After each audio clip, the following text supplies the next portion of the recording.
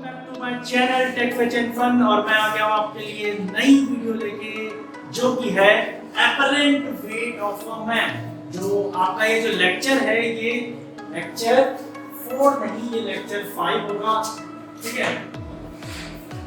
Actually ये topic एक तरीके से अगर कॉन्सेप्चुअली देखा जाए तो बहुत इंपॉर्टेंट है ना?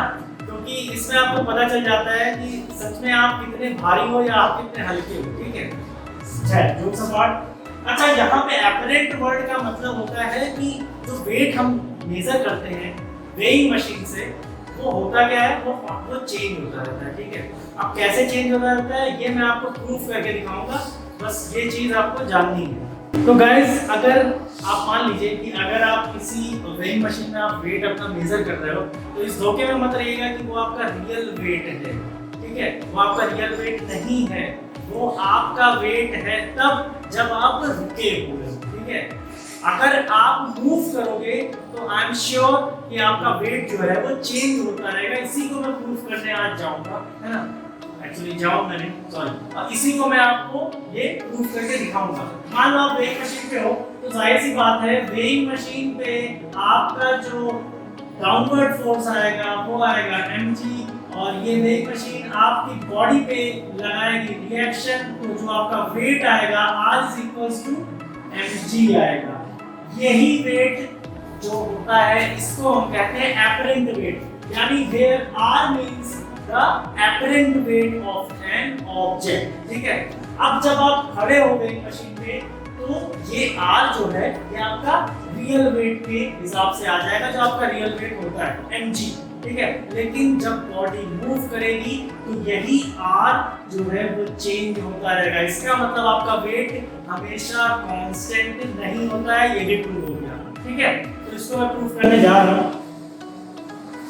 ठीक है, एक चीज और जान लो, अगर आप वेइंग मशीन पे खड़े होगे ना, आप मूव करते रहोगे, आप चलते रहोगे, आप उस पर स्टेबल नहीं रहोगे, तो वेइंग मशीन आपका ये जो mg निकला है ये वेट कभी नहीं निकाल पाएगा। ठीक है। तो ये भी कंडीशन है। अब आप देखिए, सबसे पहले आप देखिए कि एपरेंट वेट आपको पता चल गया, इसको कहते हैं r।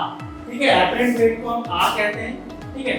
अब इसका एक कंडीशन हम ले लेते हैं इसको प्रूफ करने के लिए कि एपरेंट वेट r जो है वो डिपेंड करता है बॉडी की स्टेबिलिटी पे। ठीक है, बॉडी मूव नहीं करेगी तो एपरेंट वेट हमेशा mg होगा, और अगर मूव करेगी तो ये एडजस्ट होता रहेगा, यानी ये क्या होगा, कम या ज्यादा हो सकता है। तो मान लीजिए कि एक लिफ्ट, ठीक है। अब इस लिफ्ट में क्योंकि हमें बॉडी को मूव कराना है ना, मैंने बोला कि बॉडी को हम एक्सेलरेट कराएंगे, तो मैंने ये बोला एक्सेलरेट कराएंगे तो आपका एपरेंट वेट जो है वो r जो है वो mg के बराबर नहीं आएगा, वो ज्यादा या कम हो सकता है। तो अब यहीं पे हमने क्या रख दिया, वेइंग मशीन रख दिया, इसी में क्या रख दिया, बॉडी को आपने क्या कर दिया, अपना वेइंग मशीन पे खड़े हो गए। अब हुआ क्या है कि ये जो है ये सबसे पहले तो क्या है, जो एलिवेटर है इसका एक्सेलरेशन 0 है। अभी ये मतलब एक्सेलरेट नहीं कर रही, यानी कि मूव नहीं कर रही है। तो जब मूव नहीं कर रही है तो ये क्या है, खड़ी हुई है। आपने वेइंग मशीन पे गए, दो चीजें हैं, क्या है, पहली चीजें तो इसका अगर आप वीडी बनाओगे तो ये हो जाएगा mg, mass of the body, gravity खींच रही है, और दूसरी चीज है r। तो यहाँ पे एक्सेलरेशन 0 है, तो यहाँ पे टोटल जो पहली कंडीशन है, जब लिफ्ट क्या है, लिफ्ट का एक्सेलरेशन 0 है, इसका मतलब लिफ्ट खड़ी हुई है। तो यहाँ पे जो आपका r mg है वो क्या होगा, क्योंकि r mg बराबर f है, टोटल फोर्स है। अब लिफ्ट खड़ी है तो F ma है, और एक्सेलरेशन 0 है, तो r mg 0, तो r mg, यानी ये आपका एपरेंट वेट आ जाएगा जब लिफ्ट खड़ी रहेगी। सेकंड कंडीशन पे आते हैं, जब लिफ्ट हमारा एक एक्सेलरेट कर रही है और move upwards, when lift move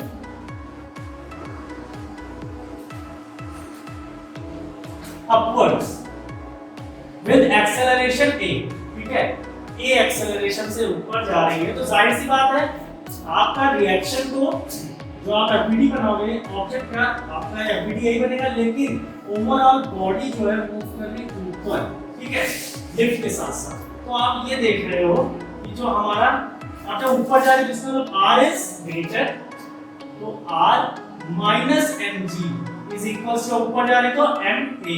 तो हमने क्या कहा था एपरेंट वेट क्या होता है r होता है, तो r इज इक्वल टू क्या हो जाएगा ma प्लस mg, ठीक है, r हो जाएगा हमारा ma प्लस mg। इसका मतलब क्या होगा जो आपका एपरेंट वेट है ये इंक्रीज हो गया।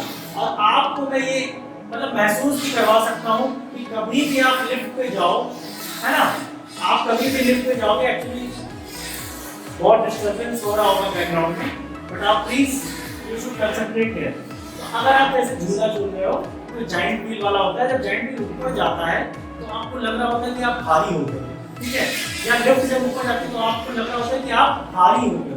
तो यहाँ भारी हो गए इसीलिए क्योंकि आपका वेट बढ़ गया है, एपरेंट वेट आपका बढ़ गया है, जो कि आपका आ रहा है ma प्लस mg। अब जो हमारा थर्ड कंडीशन है, ठीक है, जो हमारा थर्ड कंडीशन है वो है when lift comes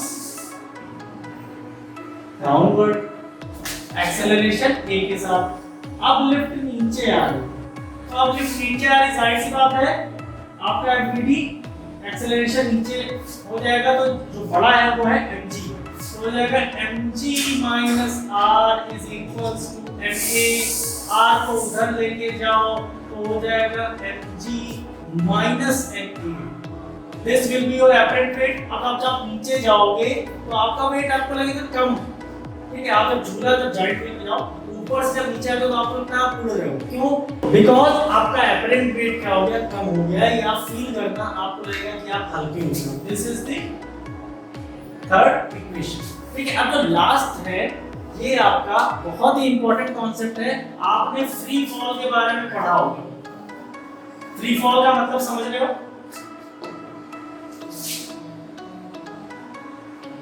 When lift falls freely, यहाँ पे कॉन्सेप्ट आ गया फ्री फॉल का, ठीक है। तो ये आपको कॉन्सेप्ट मैं बता रहा हूँ, आपने फ्री फॉल पढ़ा होगा, जब ऑब्जेक्ट को हम ड्रॉप करते हैं नीचे तो एयर रेजिस्टेंस क्या हो जाता है, नेग्लिजिबल, जीरो मान लेते हैं। तो यहाँ पे अब तक क्या था, अब तक जो है लिफ्ट वाले अपना खुद का मैकेनिज्म या अपना खुद का इलेक्ट्रिसिटी यूज करके उसको एक्सेलरेट करवा देते हैं एक कांस्टेंट एक्सेलरेशन से, ठीक है। लेकिन अब क्या हुआ, लिफ्ट को ऊपर से छोड़ दिया तो दो चीजें हो गई। जब छोड़ दिया तो लिफ्ट जो है इन्फ्लुएंस कौन करेगा लिफ्ट को, एक्सेलरेशन किसकी वजह से होगा, जी की वजह से। एक्सेलरेशन किसकी वजह से होगा, जी की वजह से, है ना। जो लिफ्ट है उसका एक्सेलरेशन किसकी वजह से होगा, ग्रेविटी की वजह से। तो जाहिर सी बात है उसका खुद का तो एक्सेलरेशन है नहीं, वो तो उसके किसके इन्फ्लुएंस में आया, अर्थ के इन्फ्लुएंस में। तो यहाँ पे जो कंडीशन हो जाएगी वो a बराबर g हो जाएगी, डाउनवर्ड नीचे ही आ रही है, तो जाहिर सी बात है mg minus r is equals to ma होना चाहिए, बट यहाँ भी g ही होगा, ठीक है। तो इसका मतलब आप r को उधर ले जाओ तो mg माइनस mg, तो क्या आ गया, जीरो, यानी आपका एपरेंट वेट जीरो आ गया। अब यार अब क्या होगा, एपरेंट वेट जीरो यानी कि आप हल्के हो गए, हल्के मतलब इतने हल्के कि हवा से भी हल्के हो गए, यानी आप तो उड़ने लगोगे, ठीक है। तो इसी कॉन्सेप्ट को या इस फिनोमेना को हम कहते हैं वेट लेसनेस, ठीक है। आप क्या हो, आप उड़ रहे हो, ठीक है ना। तो अब आप, मुझे ऐसा लगता है कि आप सच में उड़ चुके होंगे और आपको ये समझ में आया होगा। तो आई होप कि आपको ये वीडियो समझ में आया होगा, आपको वीडियो पसंद आई होगी। और अगर पसंद आई हो तो प्लीज लाइक कीजिए, शेयर कीजिए और सब्सक्राइब माय चैनल, ठीक है। तो जो हमारा नेक्स्ट वीडियो होगा वो होगा फ्रिक्शन के ऊपर, हम लोग फ्रिक्शन के बारे में बात करेंगे, जो कि हमारी अगली वीडियो होने वाली है, ठीक है। So thank you, God bless you, thank you for